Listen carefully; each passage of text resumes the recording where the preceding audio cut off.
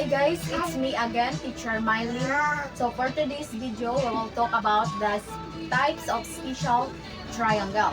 So we have two special triangle, which is 45, 45, 90, 30, 60, 90 triangle.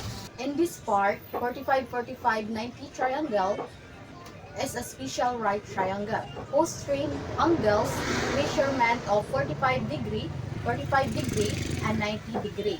While in the 30, 60, 90 triangle, a right triangle, the measurement of the angle are 30 degree, 60 degree, and 90 degree. So before we start of how to measurement of the special right triangle, so what we need to do is to familiar the ratio of the length of its part or its side of the triangle, and we need to know the different parts of it. So let's start of 45, 45, 90.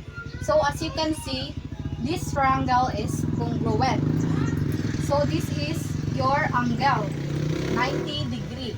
And this side is hypotenuse because this side is opposite of 90 degree. And this side is opposite of this leg. Since the measurement angle is congruent, we could say that this side is congruent to this side. So as you can see, the measurement of this is the same of the measurement of this one. So what is our ratio? So our ratio is x is to x is to x square root of 2. So later on, I will give you an example of how to find the side of 45, 45, 90 degree.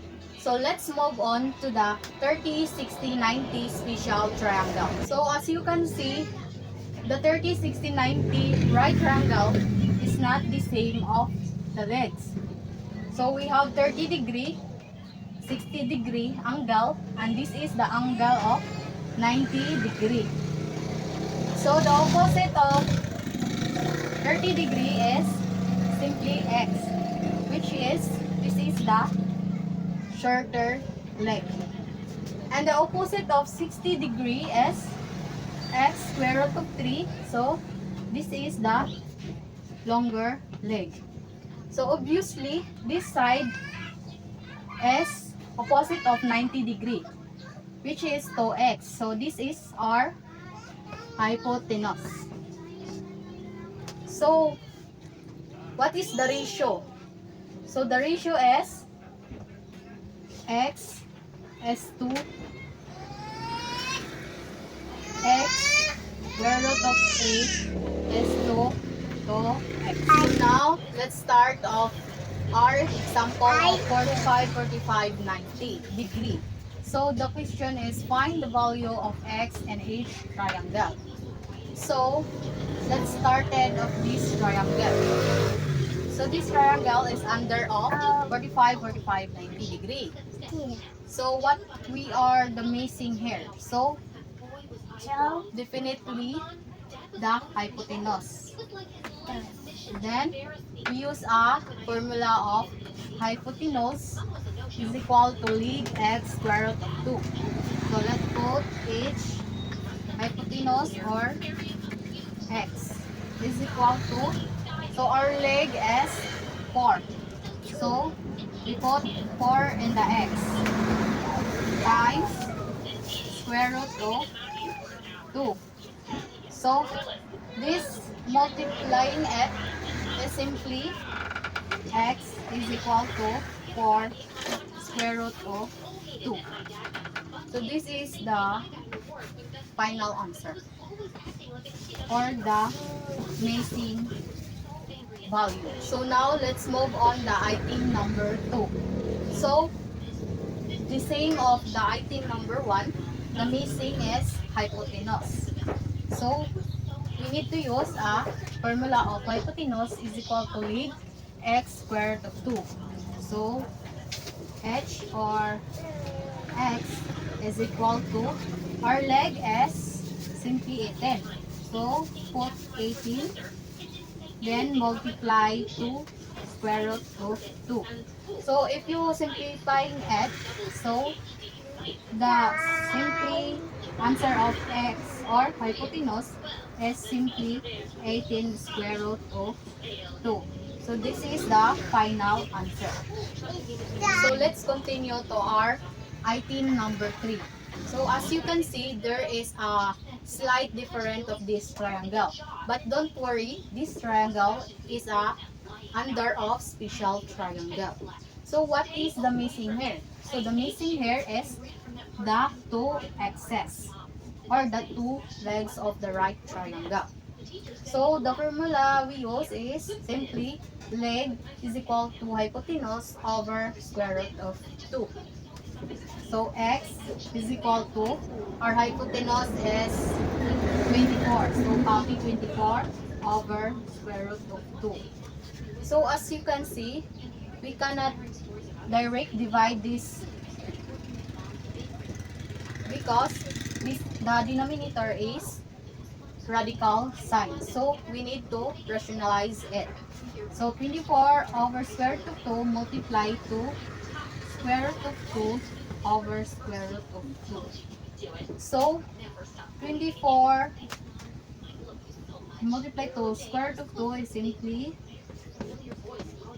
24 square root of 2 over, so the for denominator we need to multiply square root of 2 multiply to square root of 2 is simply square root of 4. So we simplifying this, so it will become to 24 square root of 2 over 2. And now we need to divide this 24 divided by 2. So x is equal to 24 divided by 2 is equal to 12. Copy square root of 2. So this is the final answer or the length of the two legs. So let's move to our next topic, which is the 30, 60, 90 degree. So the question is find the value of x and y of the triangle. So the formula here is of how to get the hypotenuse is equal to 2 times shorter leg. And how to get the longer leg is equal to shorter leg times square root of 3. So let's proceed to our triangle or item number 4. So this side is 16. So this is the shorter leg because this is the opposite of our 30-degree angle. And our y is, this is the longer leg. And this side is simply the hypotenuse. So first, let's find the hypotenuse. So the formula is simply hypotenuse equal 2 times shorter leg. So x is equal to, copy the 2, multiply to, the shorter leg is 16. So our hypotenuse is simply 32. This is the length of our hypotenuse. And now let's proceed to y. Find the value of y. So y is equal to, the formula we use is longer leg is equal to shorter leg times square root of 3. So our shorter leg, which is the 16. So copy 16, multiply to square root of 3. So our y is simply 16 square root of 3. So this is the final answer or the length of our y value.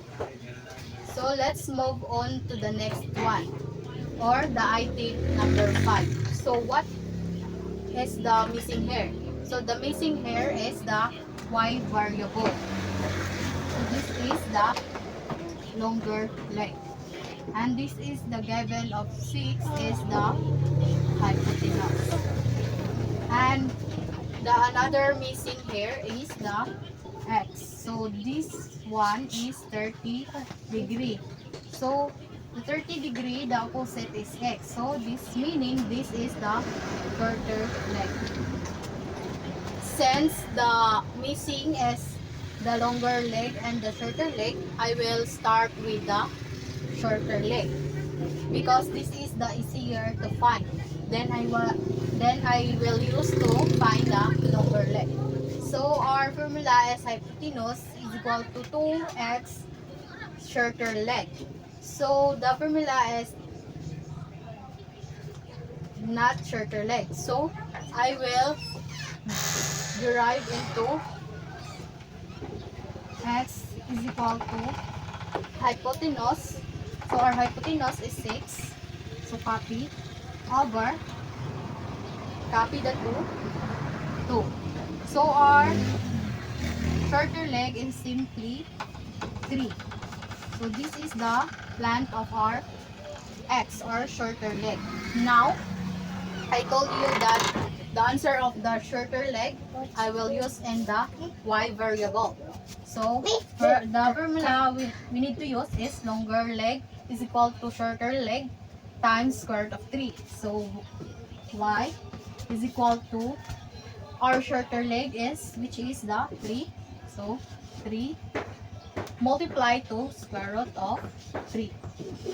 So our longer leg is simply 3 square root of 3. So this is the length of our longer leg. Thank you.